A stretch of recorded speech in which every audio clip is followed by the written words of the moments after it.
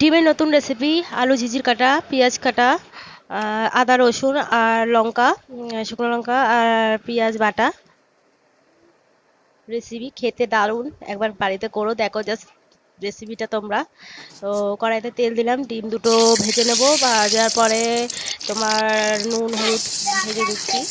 যাই হোক, তেল দিলাম, তার মধ্যে সব মশলাগুলো দেবো একে একে করে, লালটা লাল লাল করে ভেজে নেবো। দেখতে পাচ্ছ, উফ দেখো জাস্ট অসাধারণ, তোমরা দেখলেই খেতে ইচ্ছে করবে। নুন হলুদ জিরা লঙ্কার গুঁড়ো ছাড়া খেতে হবে।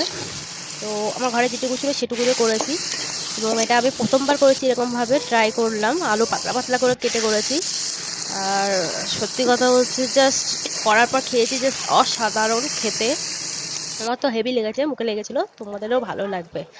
জাস্ট দেখো, এটা একদম শুকনো মাখা মাখা করে নেবো, যেমন ডিমের কষা করো কালিয়া করো সেরকম আলু দিয়ে।